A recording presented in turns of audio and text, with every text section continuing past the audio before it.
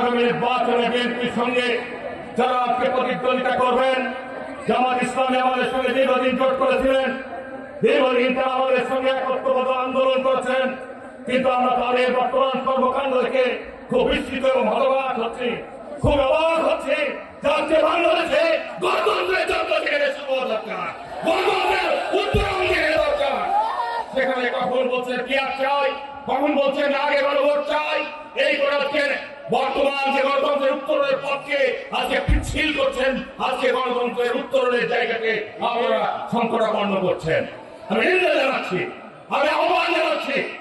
আজকে জামাত ইসলামের যারা ইসলামী বক্তা রয়েছেন, জামাত ইসলামের যারা আজকে রাজনৈতিক বক্তব্য দিচ্ছেন, তাদের প্রতি আমার বিশেষ আহ্বান, যাতে এই জায়গার মধ্যে ক্ষেত্রে আপনাদের আরো সতর্কতা অবলম্বন করা দরকার।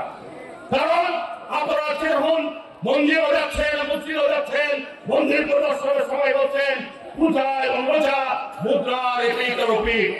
মনে রাখতে হবে পূজা হচ্ছে শৈবালের ইবাদত আর রোজা হচ্ছে আল্লাহর ইবাদত। বন্ধুরা আমার বলছেন বিষ্ণু কৃষ্ণ মোহাম্মদ মুসা ঈসা এরা সব নায়ের প্রতীক, তোবার অজুইয়া নবী রাসূলের সঙ্গে বিষ্ণু কৃষ্ণকে তারা আজকে তুলনা করছেন ওই জামাত ইসলামের এমপি মনোনীত প্রার্থী।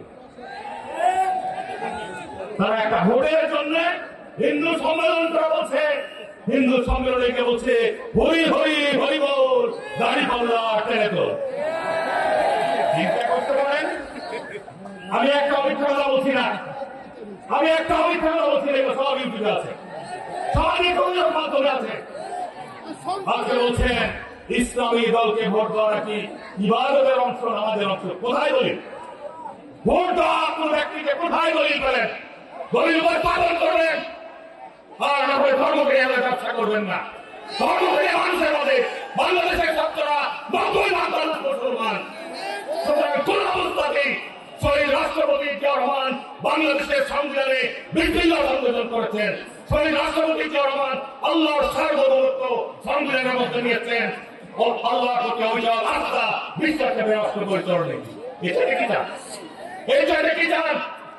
আজকে এইসব ধর্মকে নিয়ে বড়াবড়ি করে আজকে ধর্মপ্রাণ মুসলমানদের মধ্যে হানাহানি উৎসাহ বিভেদ তৈরি করছেন, অনন্ত তৈরি করছেন।